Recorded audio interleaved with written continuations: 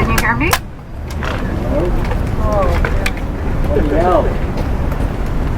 Hello there, Grand Chief Stewart Phillip. Thank you for the invite. Hello everybody, I'm Lynn Chapman. I live on the Sunshine Coast. I have a couple of messages. I appreciate the words of Harold Steeves, who has stood for a long, long time against this Site C dam that we're having to still fight about. And I wanted to say a couple of things. One thing I want to say is the Liberal government promised to respect treaties.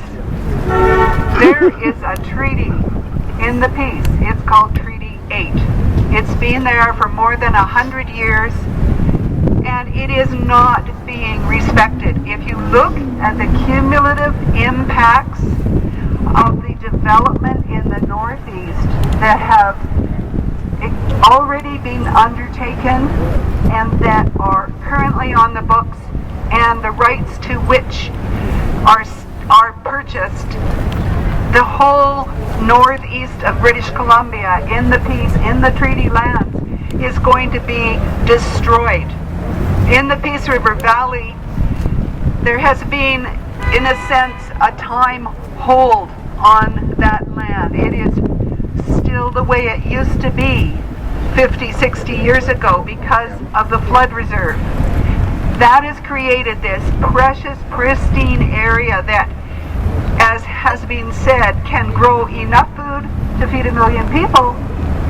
It is the treaty heritage of the Treaty 8 First Nations, and the people there don't want to see that land destroyed. I was up in the camp. I know that they stand for their land, with their land. They stood and tried to defend that land until BC Hydro took them to court, threatened them with the loss of all of their personal assets, and got the injunction. They got the injunction in part by not disclosing public information. I think it's wrong that we have a government and a corporation that can overpower the voices of people who justly say enough. This dam is not needed, it is not justified, it is not a wise expenditure of public money. And so I am really angry. I am also heartbroken. I stood in the forest that is now being mulched. I saw the life there.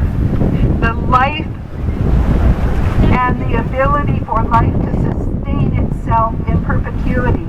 And that is being mulched to meet an agenda that Christy Clark has put in place so that she can take the dam past the point of no return.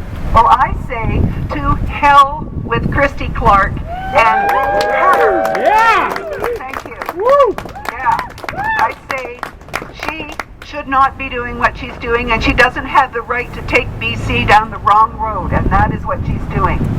The Liberal government has taken away the public voice every time they've had a chance to. They've stopped the BC utilities from looking at the information so that we as citizens could be assured that this was in fact an economic, was in fact a responsible use of public funds.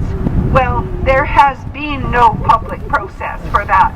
They took away the ability of people through the Agricultural Land Commission to speak about the importance of the farmland. That process, that public process, was taken away from the people. The democratic voice of the people has been ignored at every turn. That is wrong.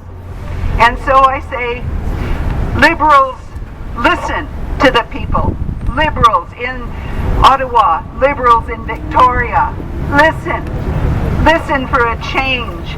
Hear the voices of those who say this life-giving valley needs to be protected for the future of all of us. Thank you.